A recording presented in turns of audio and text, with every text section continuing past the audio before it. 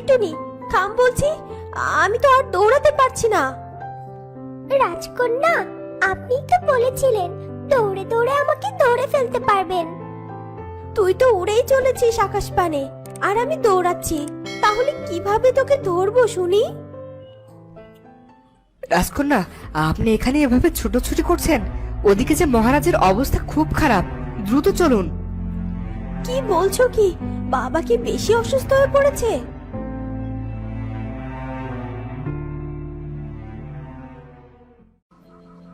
রাজকন্যা দ্রুততার সাথে রাজার কাছে যায়।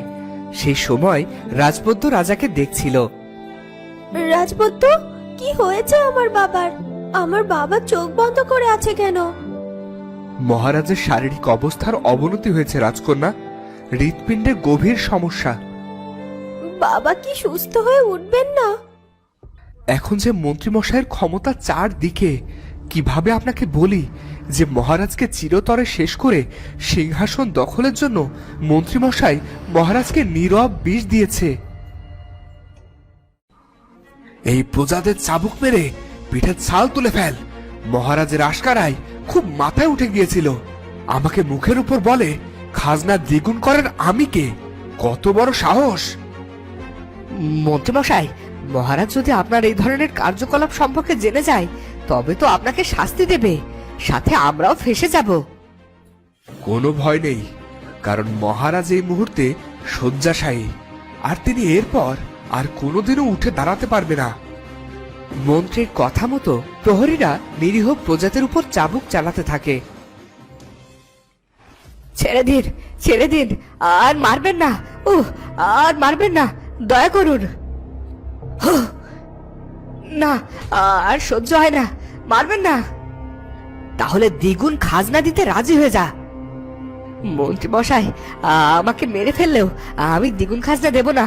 মহারাজের কাছে গিয়ে আপনার নামে নালিশ করব। মর তাহলে, চাবুকের আঘাতে ক্ষত বিক্ষত হয়ে যা তুই। মন্ত্রী মশাইয়ের সামনে দাঁড়িয়ে এত কথা বলার সাহস কোথায় পাস? মন্ত্রী মশাই, আমাদের উপর আপনি নির্বিচারে অত্যাচার করছেন। একদিন মহারাজ এর শাস্তি আপনাকে দেবেই। শুনে রাখুন, আমি যদি দ্বিগুণ খাজনা দেই তাহলে আমার পরিবার নিয়ে আমাকে না খেয়ে থাকতে হবে। তাই দ্বিগুণ খাজনা দেব না আমি। কি বললি? এত বড় সাহস যে আমার মুখের উপর তর্ক করিস?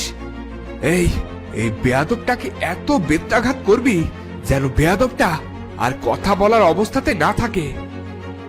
মন্ত্রীমশাই, চাবুকের আঘাতে জর্জরিত হওয়ার পরেও কোনো প্রজাই তো আপনার সামনে মাথা নোয়াচ্ছে না। ওরা নাকি সকলে মহারাজের সাহায্য নেবে। বোকাগুলোকে বলে দে মহারাজের দিন শেষের পথে এই অলোকপুর রাজ্যে আমার রাজত্ব চলবে। রাজকন্যা রূপকুমারীকে বিয়ে করে আমি মন্ত্রী কাশিম থেকে রাজা হয়ে যাব। মন্ত্রীর অত্যাচার এভাবেই চলতে থাকে। বিকেল পেরিয়ে সন্ধ্যা নামে। টুনি এসে রাজকন্যা জানালার সামনে বসে। রাজকন্যা, আপনি কাঁদছেন কেন? কাঁদবো না? তুই কি জানিস না আমার বাবা মৃত্যু শয্যায়? রাজবদ্ধ কোনো আশাই তো দিতে পারছে না। রাজকন্যা, আপনি রাজবদ্ধকে বিশ্বাস করবেন না, কারণ রাজবদ্ধ মন্ত্রীমশাইয়ের সাথে এক হয়ে মহারাজকে মেরে ফেলার জন্য ভুল ঔষধ দিচ্ছে। কি বলছিস কি টুনি? মন্ত্রীমশাই বাবাকে মেরে ফেলতে চাইবে কেন? ওনার কি স্বার্থ থাকতে পারে এতে?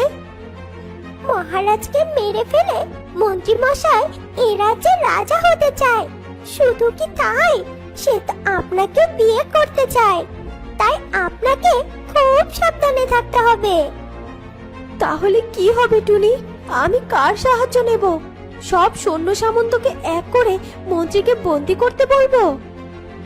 না রাজকন্যা, এই কাজ তো করা যাবে না, কারণ ওই সৈন্য সামন্তরা আপনার কথা শুনবে না। কারণ ওদের সবাইকে মন্ত্রী নিজের দলে টেনে নিয়েছে। তবে ভয় নেই, প্রজারা সকলে আপনার আর মহারাজের পাশেই আছে। তবে আমি কি করব? বাবাকে কিভাবে বাঁচাবো টুনটুনি? তুই অন্তত আমার পাশে থাকিস। আমি তো আপনার আজীবনের সাথী রাজকন্যা।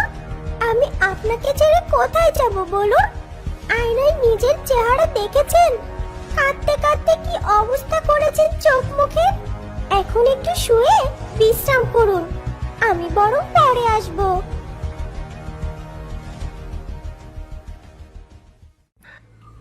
গত কয়েকদিন থেকে জানি না প্রতিদিন সকালে কার মুখ দেখে উঠছি, মূল্যবান কিছুই চুরি করতে পারছি না। মুকেশ বন্ধু, আমার মাথায় একটা বুদ্ধি এসেছে। কি বুদ্ধি? আগে মুরগিটাকে তো আগুনে পুড়িয়ে নে, পেটে ছুঁচো দৌড়চ্ছে, খুব খিদে পেয়েছে।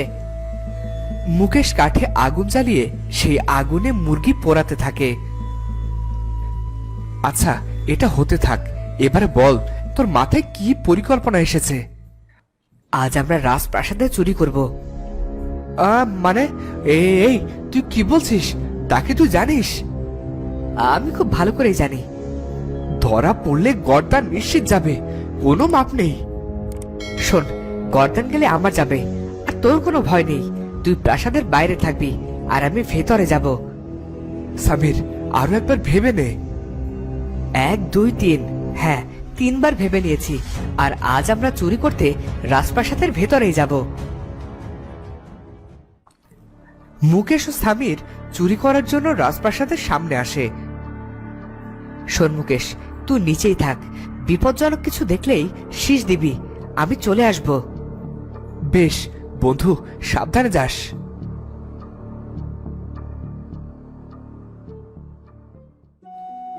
সামির জানালা দিয়ে রাজকন্যার কক্ষে প্রবেশ করে আর দেখে পরীর মতো এক কন্যা বিছানায় শুয়ে আছে। কে এই কন্যা?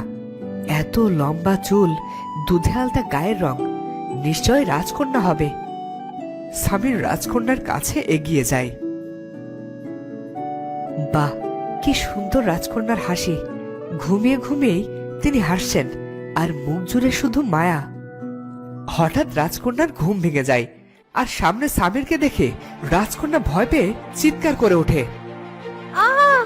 বাঁচাও! রাজকন্যা, একদম চিৎকার নয়, আমি আপনার কোনো ক্ষতি করব না, ভাববেন না। আহ আহ করে লাভ নেই, আপনার মুখ থেকে হাত সরিয়ে নিলে তো আবার চিৎকার দিবেন, আর আমি ফেঁসে যাব। সামির রাজকন্যার মুখ এবং হাত কাপড় দিয়ে বেঁধে দেয়। এই মনে হলো না রাজকন্যার কক্ষ থেকে কোনো চিৎকারের আওয়াজ আসছে? আমারও তো তাই মনে হচ্ছে। এই কে কে এভাবে চিৎকার করলো? মনে হচ্ছে রাজকন্যার কক্ষ থেকে চিৎকারের আওয়াজ এসেছে। কি বলছিস কি? অপদার্থের দল! রাজকন্যার কক্ষ থেকে চিৎকারের আওয়াজ আসছে, আর তোরা এখনো এখানে দাঁড়িয়ে দাঁড়িয়ে আলোচনা করছিস? দ্রুত গিয়ে দেখ কি হলো।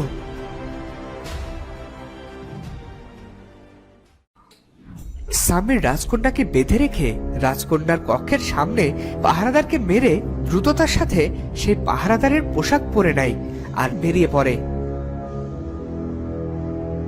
পথেই সামিরের সাথে প্রহরীদের ধাক্কা লাগে। এই, তুমি রাজকন্যার কক্ষে পাহারারত ছিলে? হ্যাঁ, আমি তো সেখানেই ছিলাম। তাহলে জানো কি রাজকন্যা কেন এইভাবে চিৎকার করলো? মেয়েরা আর কি দেখে চিৎকার করবে? আরশোলা দেখে হয়তো চিৎকার করেছে। আরশোলা? রাজকন্যা সামান্য আরশোলা ভয় পায়, এটা তো জানতাম না। তা তুমি কোথায় যাচ্ছ? আমি যাচ্ছি ওই আরশোলাটাকে মারতে। সামির এই কথা বলে তড়িঘড়ি করে সেখান থেকে চলে যায়। প্রহরী দুজন দ্রুত রাজকন্যার কক্ষের সামনে যায় আর দেখে রাজকন্যার কক্ষের দ্বাররক্ষী আহত হয়ে পড়ে আছে। এই তো চোর, এই তুই চোর তাই না? আমি চোর কেন হতে যাব? আমি তো রাজকন্যার কক্ষের দ্বাররক্ষী। যে চোর সে আমাকে মেরে আমার পোশাক খুলে নিজে পরে নিয়েছে, আর আমাকে এই সাদা গেঞ্জি পরিয়ে পালিয়ে গেছে। রাজকন্যা, রাজকন্যা কোথায়?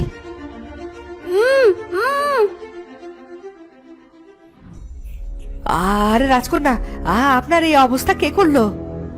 রাজকন্যা রেগে প্রহরীদের দিকে তাকায়। রাজকন্যা, রাগ করবেন না দয়া করে, এক্ষুনি বাঁধন খুলে দিচ্ছি। প্রহরীরা দ্রুত রাজকন্যার মুখের আর হাতের বাঁধন খুলে দেয়। চোর কোথায় রাজকন্যা? কিভাবে আপনার কক্ষে আসলো? এটা দেখা কি আমার কাজ? এর জন্য কি তোমাদের রাখা হয়েছে? যাও, চোরকে এক্ষুনি খুঁজে আনো। মন্ত্রী দ্রুত রাজকন্যার কক্ষে প্রবেশ করে। রাজকন্যা, আপনি ঠিক আছেন তো? মন্ত্রী মশাই, আপনি সৈন্যদের কিভাবে সামলান? এতগুলো পাহারাদার, এত সৈন্য থাকার পরেও কিভাবে কেউ আমার অনুমতি ছাড়া আমার কক্ষে প্রবেশ করলো? মাফ করবেন রাজকন্যা, আমি নিজে ব্যাপারটা দেখছি। এই অপদার্থের দল, দ্রুত যেখান থেকে পারিস ওই চোরকে খুঁজে নিয়ে আয়, যা বলছি। তো বন্ধুরা, আজকের ভিডিওটি ভালো লাগলে অবশ্যই সাবস্ক্রাইব করে বেল আইকনটি বাজিয়ে দিও। দেখা হচ্ছে পরের ভিডিওতে। ধন্যবাদ।